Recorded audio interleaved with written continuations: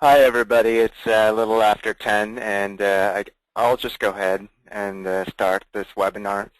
This webinar will be recorded and placed on our website so you could reference it at any time, as well as for people who are joining the call late. So there's a couple of ways we could ask questions here. There's a questions box through the webinar that you can ask. And I can also unmute everyone, but I know that sometimes people are multitasking in the background. So I guess at this point maybe it'd be best to just keep everyone else muted except for me. And then if you do have a question, you could just type it in, okay? And once I see questions, I will read it out loud so we can all share in that question and do my best to answer it. So once again, thank you so much for taking time to join this webinar regarding the changes that we're proposing to how to track strategy number 1, mental health and developmental consultations in early care and education, your activities. And just to give a little background on why we're doing this, at our last work group meeting, we said that different grantees are tracking their activities in a different way. So we're getting such a broad range of activities, like from 280,000 units of service on the high end to 8,000 units of service on the low end. And I don't think one agency is doing like 40 times more work than the other. So that's one of the main reasons why we're doing this. And so you guys, I've been getting some questions prior to this webinar also, and we'll try to address them as well. So what you should be seeing currently on the screen is my Cityspan demo website. And quarter 1 reporting is done. And thank you so much for turning those in. But there was some instructions that in the email that I sent prior about what to do after quarter 1 with all your current activities. So let me go over that just to make sure that we're all on the same page here, okay? So for group activities, after quarter 1 was done, I actually asked everyone to delete all the dates after quarter 1, so everything after September 30th, 2013. I wanted everyone to delete those dates. So let's see here. I created a sample early childhood mental health activity. Click on that. And then the way you delete, and the easy way to delete is if you do, excuse me, if you click on schedule and edit. And it's easier actually to go to the last page, okay? So right here I have 3 pages of attendance. I'm going to go to the last page. I'm going to select all, delete selected, confirm delete, and then all that page is deleted. So I'm going to also select all for this other page that it automatically took me to, delete selected, confirm delete. Okay. Oops. And then I'm also going to do the same all the way until you go to September 30th, okay?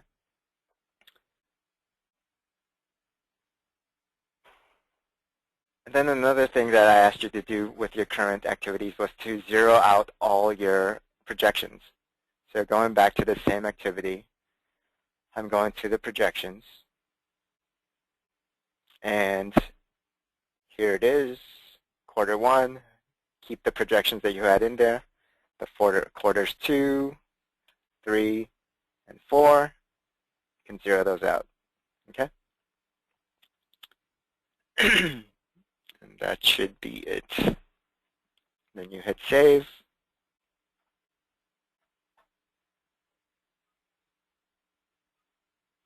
And there you have it.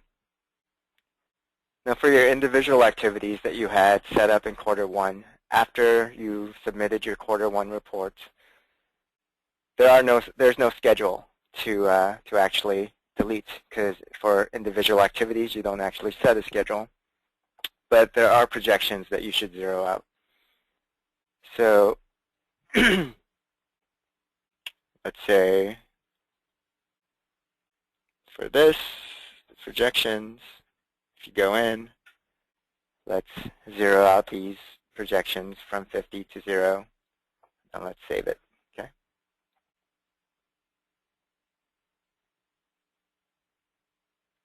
Awesome.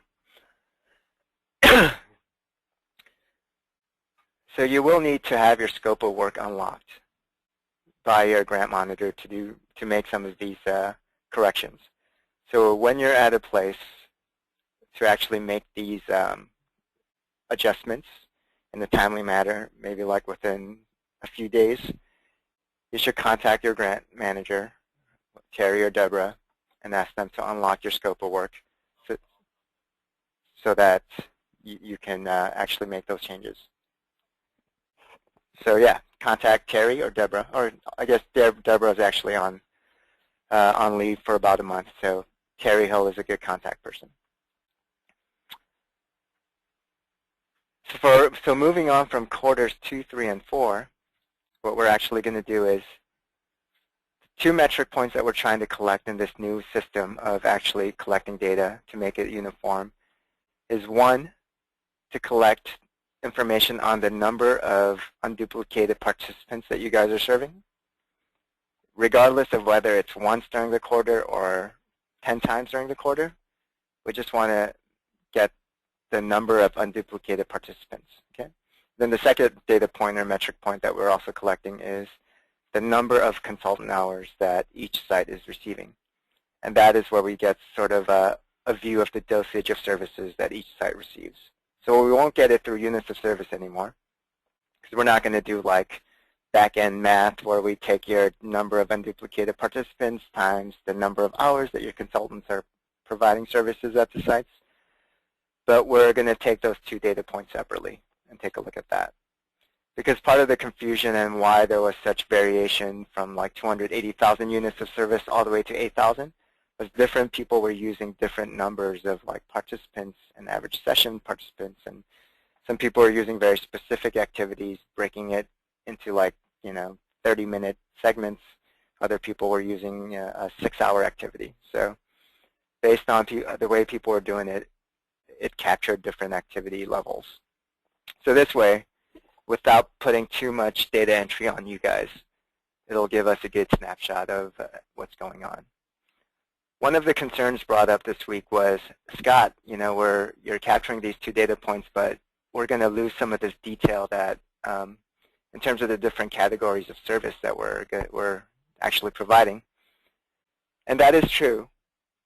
But I would say that in all our public evaluation reports that we run, we never segment out like, 40% of our early childhood grantees are using consultation with preschool provider activities, and the other 20% is family education workshops, and the other 10% is field trips. So we've never gotten to that level of detail in all our evaluation reports.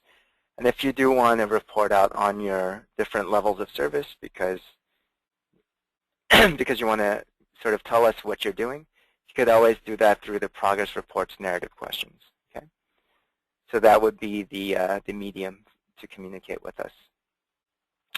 So moving on from quarters 2, 3, and 4, what we would actually like you to do is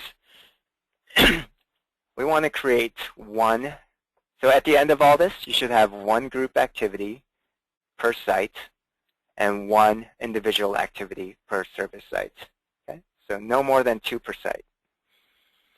The group activity, once again, will be used to actually collect number of unduplicated participants as well as the corresponding demographic information.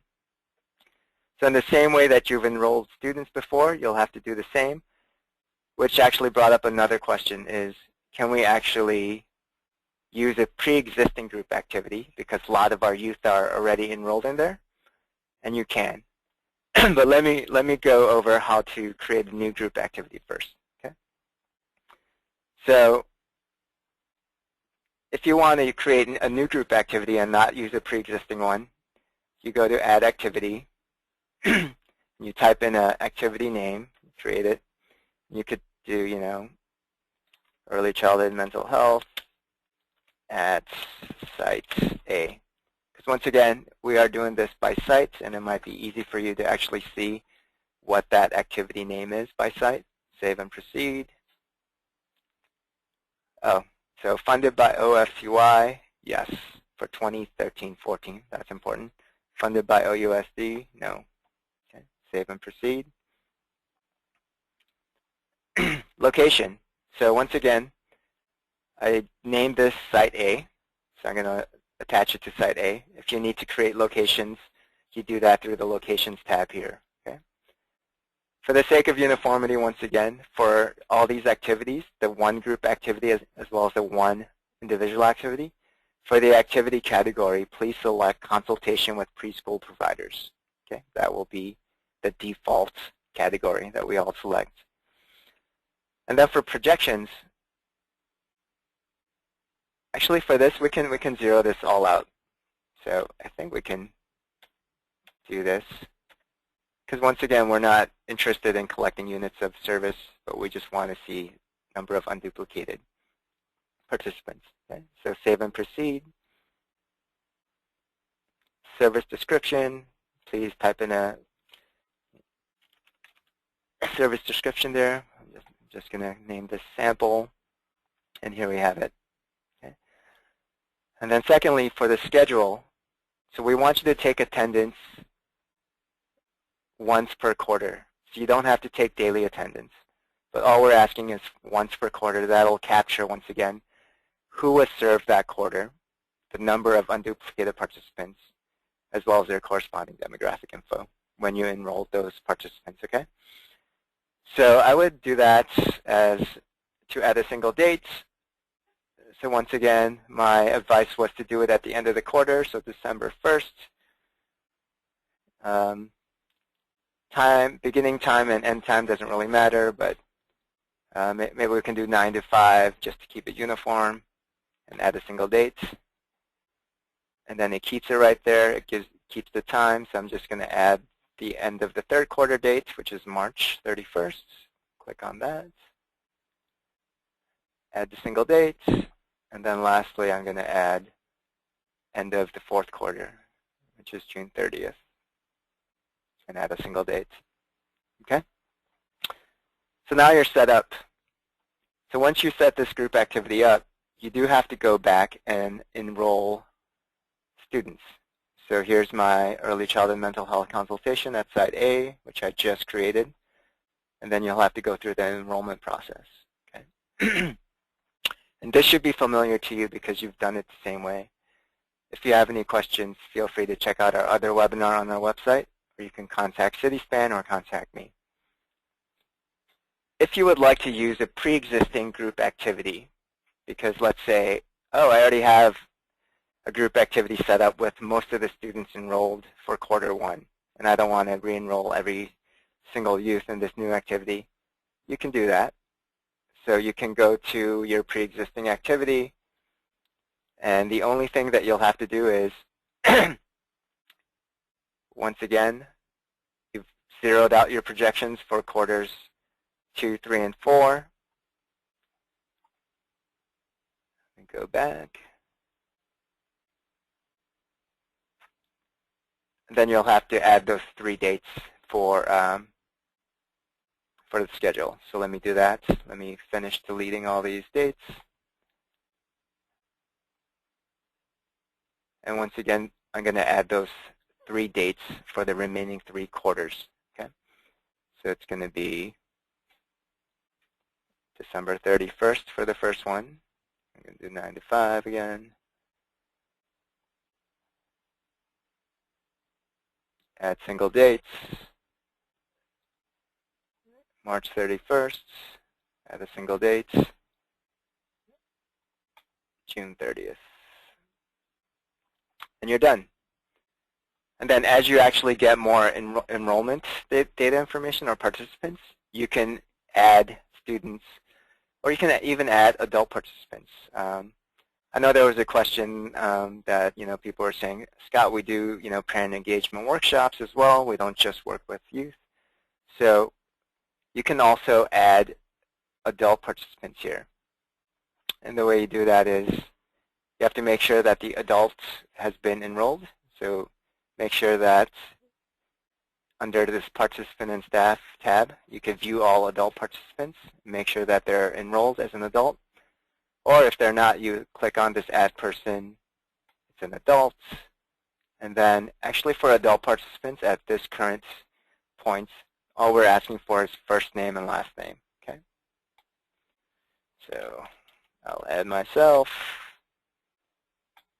add person, and there you go. Okay. So just one thing to note about adult participants. Once again, in our published evaluation reports, we do only report number of unduplicated children served because we are the Oakland Fund for Children and Youth. But if you do want to communicate with us, we have these back-end reports that we look at where we do get reports on the number of adults served for each grant. Okay. So that's one way to do it.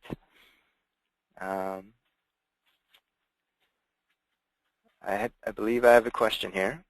It says, will deliverables such as resource and referral services, screening, assessment for social emotional of developmental delays, and one-on-one consultation with family on child continue to be in their own category, or will they be considered consultation with preschool?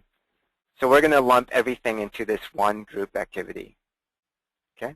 And so we're going to lump all your different activities that you do into this one group activity called consultation with preschool. And it'll capture every single child as well as adult that you serve through all your activities and into this one activity. So you should have no other activities that you're collecting data or attendance for. But just once a quarter, all your activities are going to be compiled into one activity now. And once again, this is to track the number of unduplicated participants, whether they've been served once during the quarter or 10 times or 30 times during the quarter. But it's just to get the number of unduplicated served, whether that's children or youth. Okay. As we move on to the individual activity, it'll actually show you how we're going to just get a sense of some of the dosage.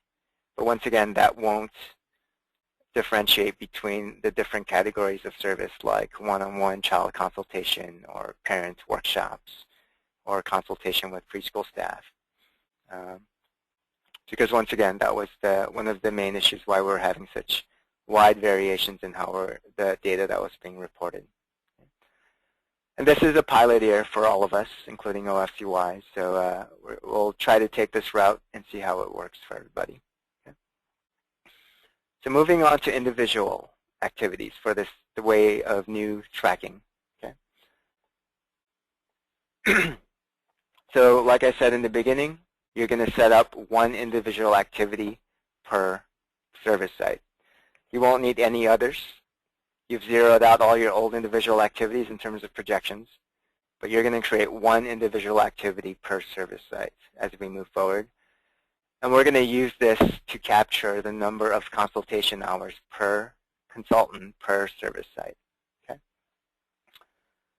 So we were actually working with with Cityspan to actually try to come up with a new form for you guys to fill to sort of syndicate like a timesheet card or a time card.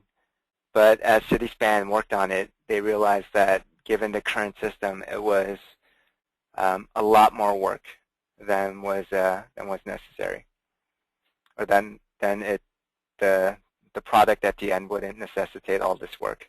So we're going to actually use the current individual activity attendance system, but I'll show you how to attend or input timesheets. Okay. So one thing that you want to do is you want to set up, once again, one individual activity. So we can do that. So let's add an activity. I'll create the same site or activity name here. Save and proceed. Funded by OFCY 2013-14, very important. Save and proceed. Once again, it has to be linked to a site. And if you do need to create more sites, if you don't see your site in the drop-down, you can create new sites in this location tab here. The default category will be consultation with preschool providers. So let's do that. And then for number of sessions, we are actually going to project the number of consultation hours that you guys think that you're going to provide. So let's start with this projected hours per session. And let's everyone enter that as 1. So, and then I know that this says number of sessions, but you're just going to project out the number of hours of service that your consultants are providing, regardless of what category of service it is, whether it's work groups or one-on-one consultation with children or group consultation, observation of the entire classroom, but it's the number of hours that your consultants are providing at that site. Okay, so, and once again, it's not per consultant, but it's all your consultants at Site A. So at a specific CDC or at a Head Start program, it's the totality of number of hours. So let's say for quarter 2, for my example here, in Site A, I'm going to have 3 consultants that work there, and each of them provides about 40 hours of service every quarter at that site. So I'm going to do 40 hours of service times 3 consultants. It's 120 hours at that site. And I'll make it generic for quarters 2, 3, and 4. And that's how I'll project out the hours. Okay. So once again, it is a little confusing because they have this number of sessions, but in actuality, you're entering the number of projected hours of service by all your consultants at that one site. Okay, hopefully that makes sense. I'm going to save and proceed.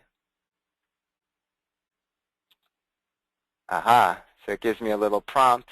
I have to enter something. I can't do 0, or it can't be blank, but I can enter 0 here. Save and proceed. And please enter a service description. I'm going to just write in sample here. And there we have it. You don't have to enter a schedule once again for individual activities. But you will have to enter staff. Okay. So the thing to note about staff is there's a staff list here that's been created in my sample website. And it may be created in your site as well, depending on if you use individual activities for quarter 1. If you don't see your staff that you're trying to enroll here for this per activity, because once again you'll have to report hours per staff, you can go to this Participants and Staff tab here. And you click on, if you want to see all your program staff, you can see this. Or if you don't see that person, you click Add Person, Program Staff, and then go through this wizard. Okay? So going back, here we are. So let me add a few staff here. And the way that the system is set up in Cityspan, you can only have 1 lead staff and everyone else defaults to the support staff. Or if you don't want to differentiate for some reason, because we don't really differentiate on our back end when we want to run reports, you can make everyone a support staff if you want everyone to be on the same level. Okay? So let me do the first name that pops up, and here's Brooke Barnett. And let me do the second name. Okay. And let me do third name, since I said I'm going to have 3 staff that works there. Okay. So once again, there's 1 lead staff and everyone else is support staff.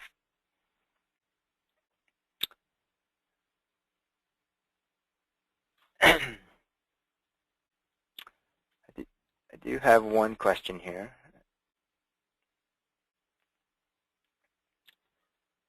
Since all activities will be under consultation with preschool providers, will Cityspan modify the data entry on the website so we know to do it differently?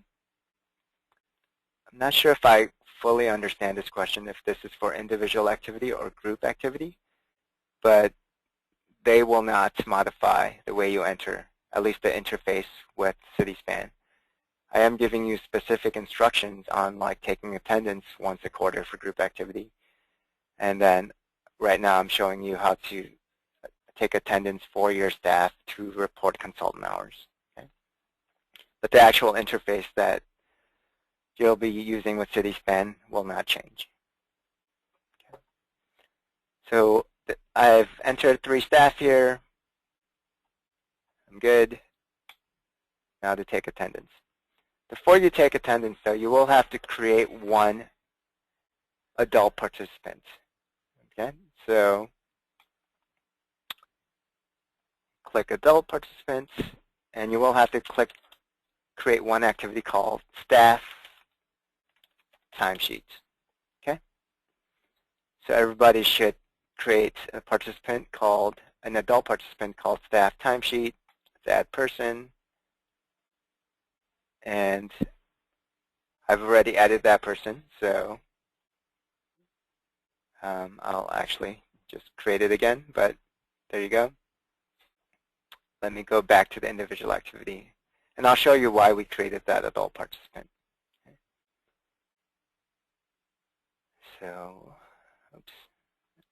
Let me go back to the one that I just created, this ECMHC at side A. So in order to take attendance here, you have to choose a participant. Okay.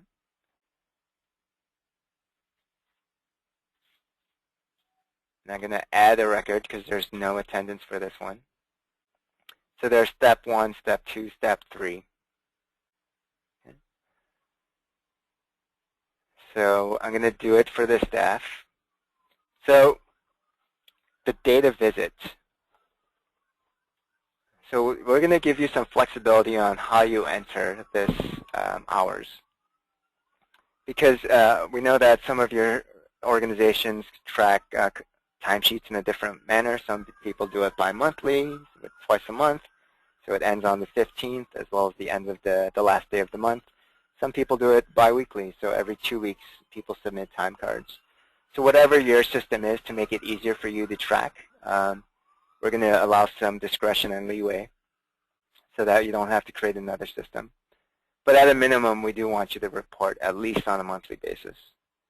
So let's say for this organization, for my organization, we do it on a bi-monthly thing. So I'm going to do it on the 15th of each month, and I'm also going to do it on the 30th, or the last day of the month, because that's how our timesheets work. Okay.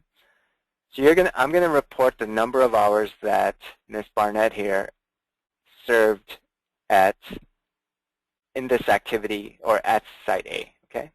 So once again, regardless of what activity that she provided or what service she provided, whether it was actual consultation with the preschool provider, whether it was a work group with parents, whether it was a staff training with the staff at the Head Start, does not matter. We just want to know the total number of hours that that consultant provided at that site. So I'm going to say in this timesheet period, Ms. Barnett provided 80 hours of service. Okay. And 30 minutes, if that's pertinent to you guys. So there are 2 fields, 80 hours, and the hours field and the minutes field. Okay? And this is where we have to select a participant. And this was sort of the workaround that Cityspan came up with. And this is where the staff timesheet comes in. Okay? So for the participants, you're going to find, so you've already created the staff timesheet or staff time card, and I'm going to record it for this participant. So there are 2 buttons here. There's an Add Record button and an Add Record Hold Name button. Both will add the record, but I'm going to show you the function of this Add Record and Hold Name. So I'm going to add record and hold name, and there it is. So it actually converts the 80 hours and 30 minutes into just minutes on the back end. That's why you have this 48:30 of elapsed time at this end of the time period or a work period that you're reporting for. But let's say I already have the timesheet for November at the end of the month since we're bi-monthly. So what the hold name does is it holds this staff timesheet name. So you don't have to always search for staff timesheet. So if you have multiple timesheets that you're doing at the end of the month, you can use this add record and hold name function. Okay. So for the end of November, Ms. Barnett worked 60 hours and 0 minutes because of the holidays. She took some time off for Thanksgiving. I'm going to add record and hold name. And there is the new record that was just entered. So the date of visit is actually going to be the last date of the time period that you're reporting for. So once again, it could be based on your discretion, based on your timesheet system, just the last day. If you ever get confused on, oh, I wonder when the last entry that I made, you can go to attendance and you'll get a list. So you can see, oh, I've entered the last day for November 15th and November 30th. So the next one should be December 15th. And it gives you the minutes also. And if for some reason, if you've created a double entry or made a mistake, you can always delete and recreate a timesheet, time card. Okay. So what's also nice about that hold record is that you could differentiate between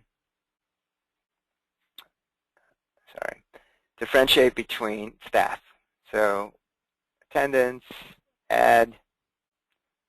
Once again, I'm going to do Bogan, November 15th. She worked 70 hours and 45 minutes.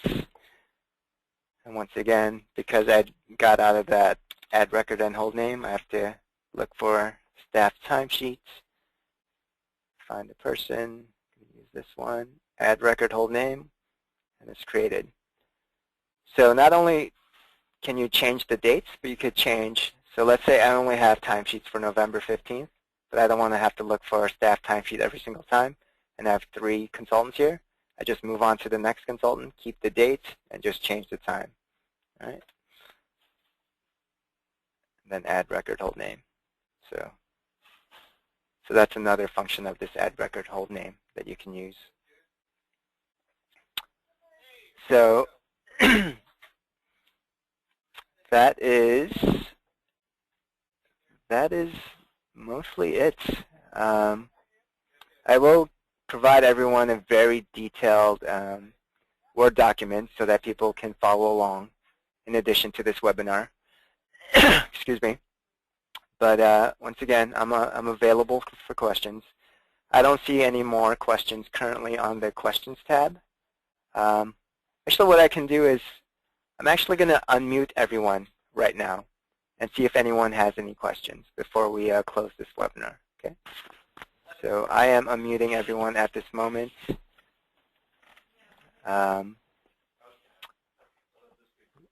Does anyone have any questions?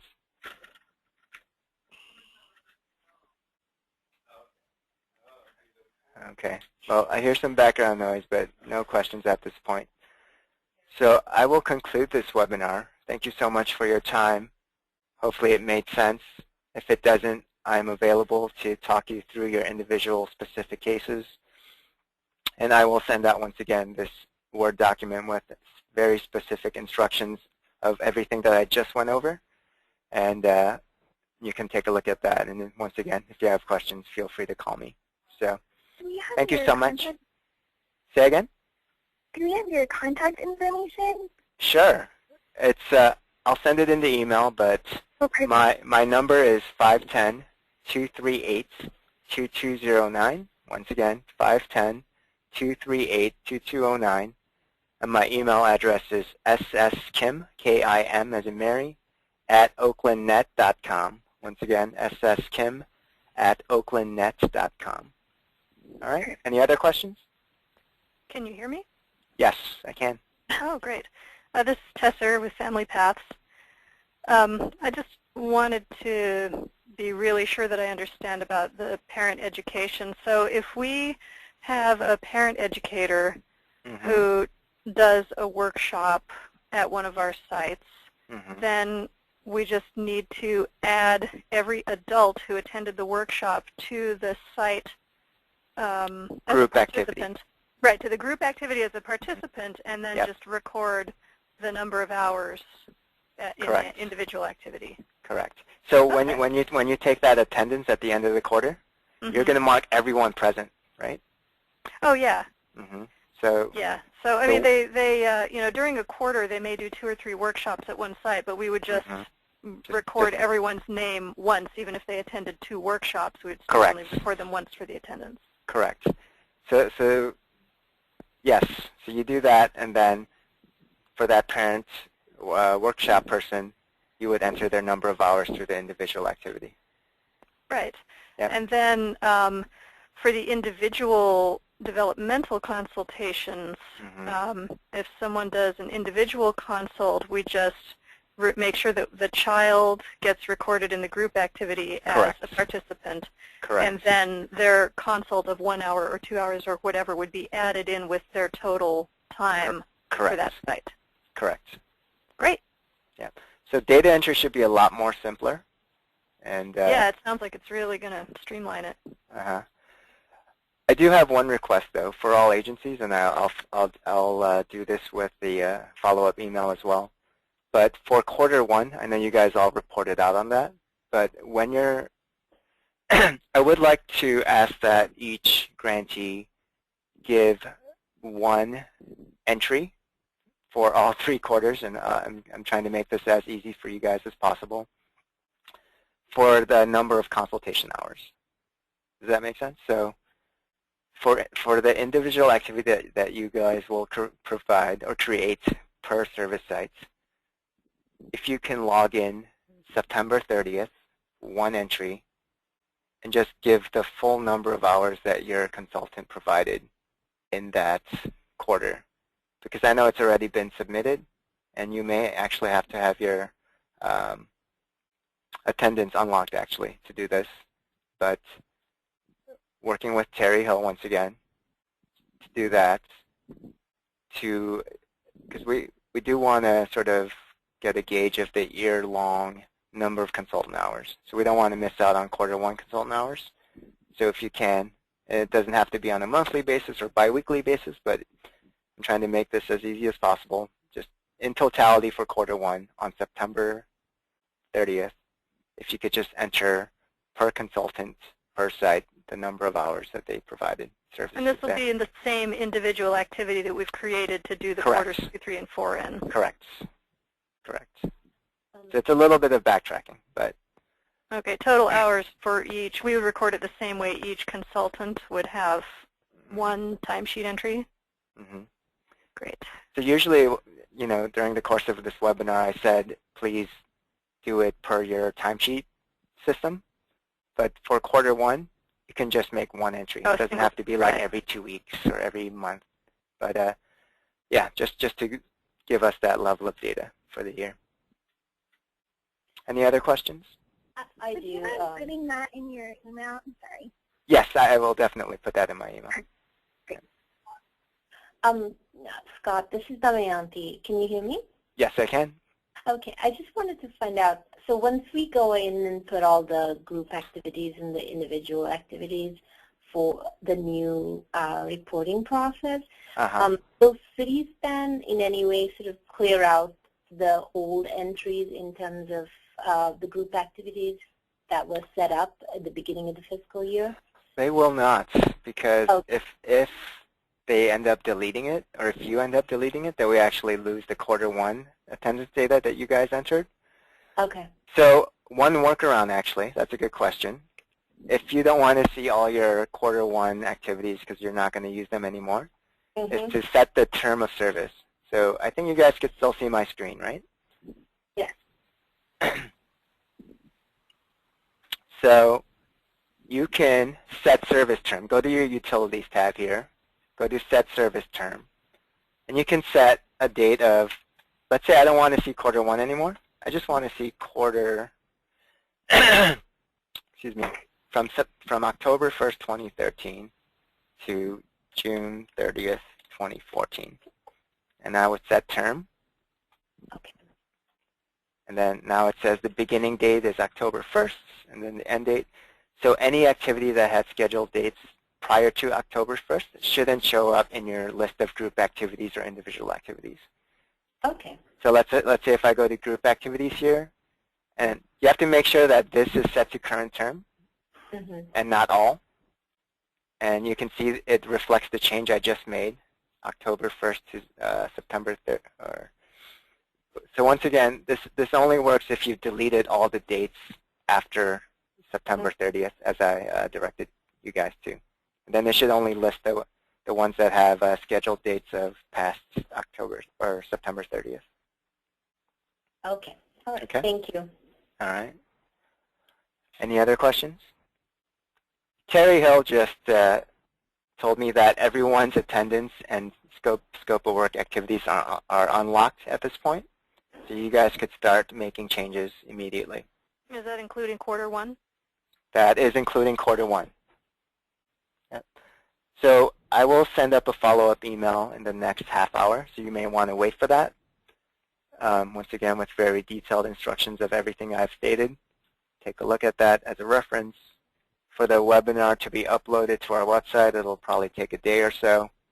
But once again, it'll be uploaded to our website. And I will send the link out to everyone that was on this, as well as people that didn't make this webinar. Okay? All right, thank you so much for being flexible and amenable to changes. And once again, I'm here for any personal assistance that you guys face. Thank you so much. Thank Okay. you. Thanks a lot. Thank you all. Take care. Bye.